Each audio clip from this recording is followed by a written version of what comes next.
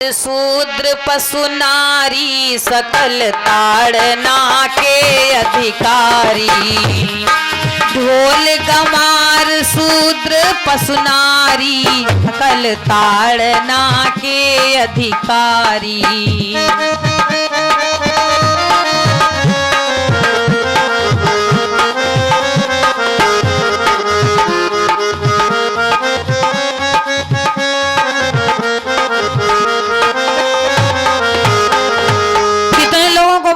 ताड़ना के अधिकारी हैं कितने लोग हैं? 5। ढोल गमार शूद्र पशु नारी। 5 लोग बताए, 5 लोग हैं। तो ये ठीक बात है। सबसे पहले नारी से प्रारंभिकरण करते हैं। ये ठीक बात है। यदि नारी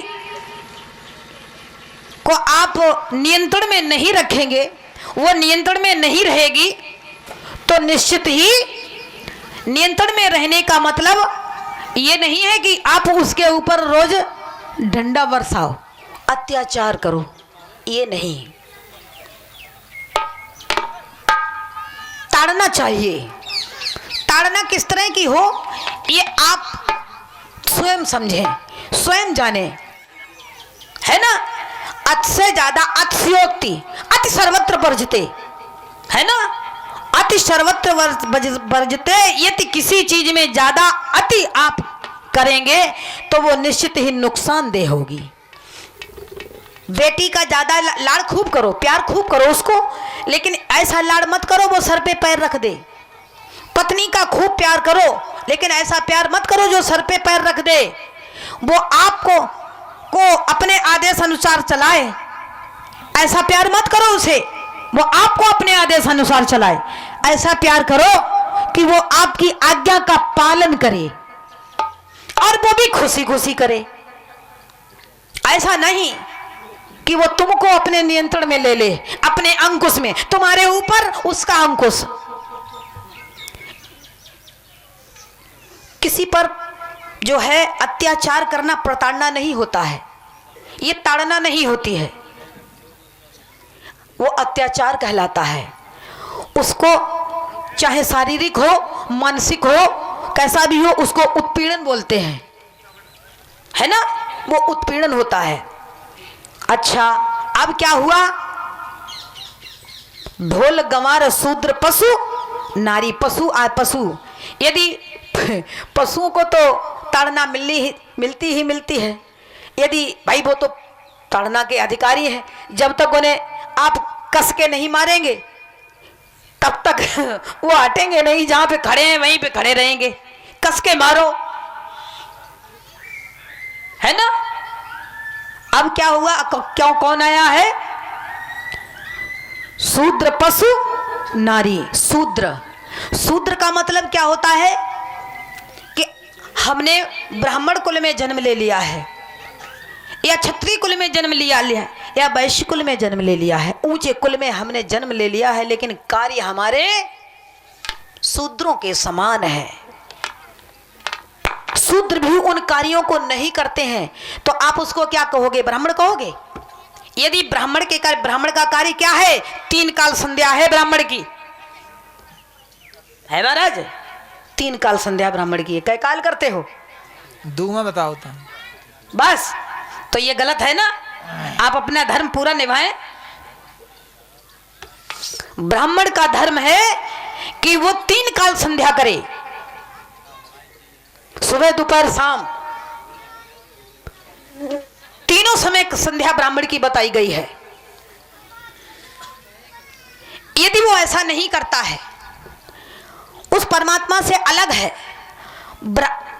वेदों का अध्ययन नहीं करता है, शास्त्रों का अध्ययन नहीं करता है, शास्त्रोक्त नियम संयम पालन नहीं करता है, तो वो ब्राह्मण कहलाने के योग्य नहीं है। उसे आप ब्राह्मण नहीं कह सकते।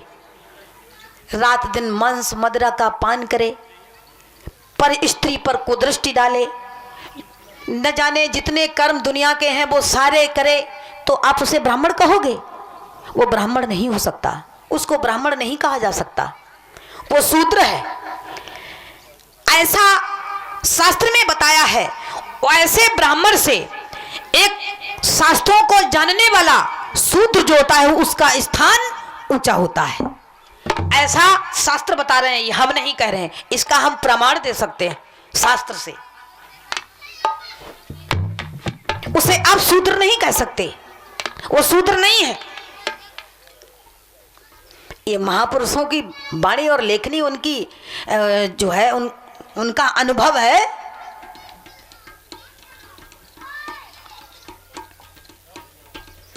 अब कौन आता है? गंवार।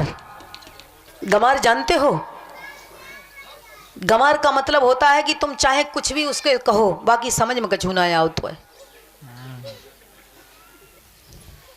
जैसे 3 तरह के लोग होते हैं, विवेकी सठ मूर्ख। विवेकी सठ मूर्ख, लेकिन सठ सुधरई सतसंगति पाई। सठ में सुधरने की गुंजाइश है, लेकिन मूर्ख में कछु का। वो कहे पनारो पंचायत संबंध पनारो हीप गिरे।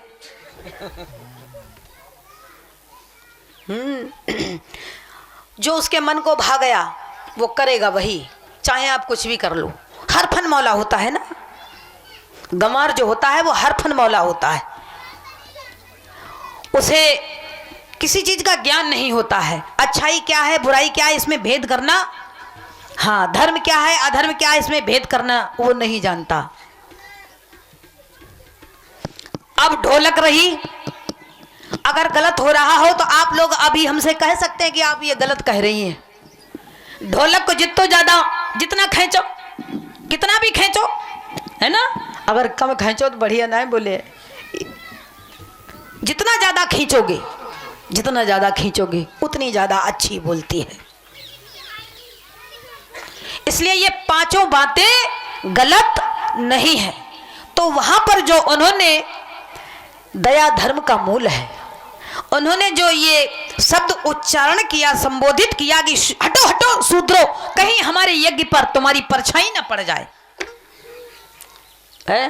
तो ये गलत कहा ना, क्योंकि ब्राह्मण का धर्म है दया दिखाना।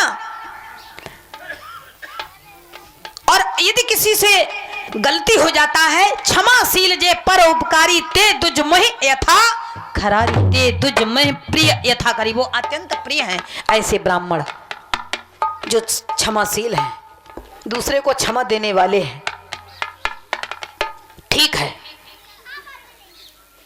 चले गए बेचारे, हटो हटो, मतलब भाई इतना किसी से कहोगे तो वो अपमानित नहीं होगा, वो चले गए अपमानित होकर। भगवान कृष्ण से कहा जाकर, भगवान कन्हैया ने कहा अब तुम इनकी पत्नियों के पास चले जाओ। कहा हमारे बस की बात नहीं, हम नहीं जाएंगे, मुश्किल से तो वहां से अपनी कुटाई बचा के आए, हमारी पिटाई हो जाती, अब तुम लगता है मुझे जरूर पिटाई खिलवाओगे। अरे कहा नहीं, तुम जाओ तो मेरी बात मानो।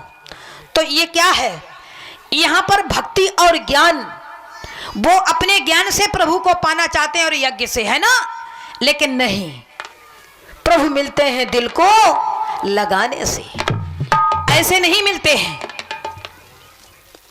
बहुत कुछ अपने मिटा दे अपनी हस्ती को, अगर कुछ मर्तबा चाहे कि दाना खाक में मिलकर गुले गुलजार होता है, ऐसे नहीं होता है जैसे हम लोग चाहते हैं।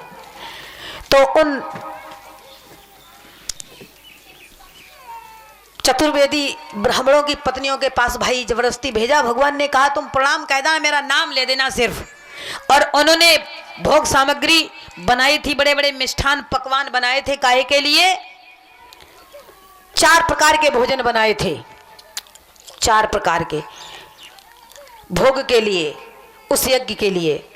तो जिस समय भगवान कन्हैया के दूत वो पहुंचे हैं ग्वाले, कहा है जाकर कि तुमको कन्हैया ने प्रणाम भेजा है और कुछ भोजन खाने को मंगाया है, अगर हो तो दे दो। इतनी जो बात कही कि एकदम से थालों में 4 प्रकार का भोजन सभी ने लगाया और चल दी।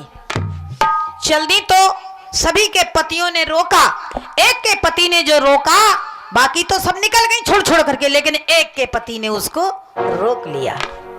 जो उसको रोक लिया तो उसने कहा प्रभु हे दीनानाथ, हम पर कृपा करना, हम आ रहे हैं तुम्हारी शरण में और हमें स्वीकार कर लेना।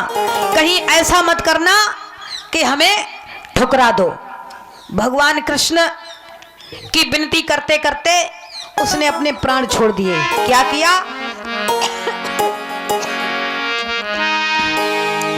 कि सितमगर तो मुझको सताए चला जा,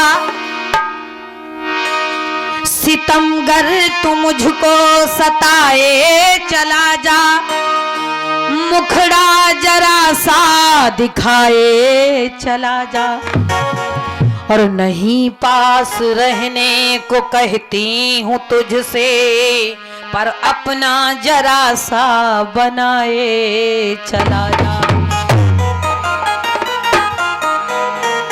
दिलदार यार प्यारे और गलियों में मेरी आ जा,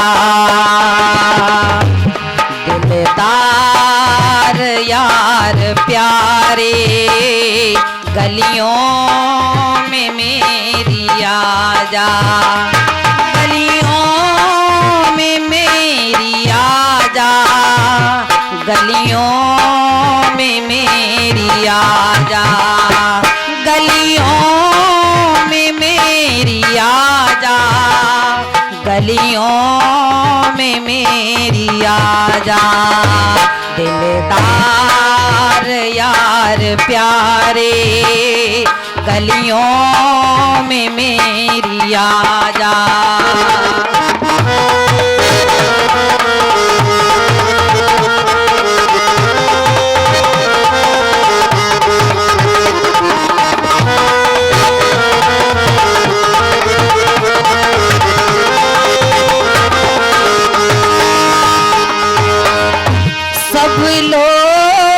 लाज खोई चुपचाप बैठ रोई, सब लोग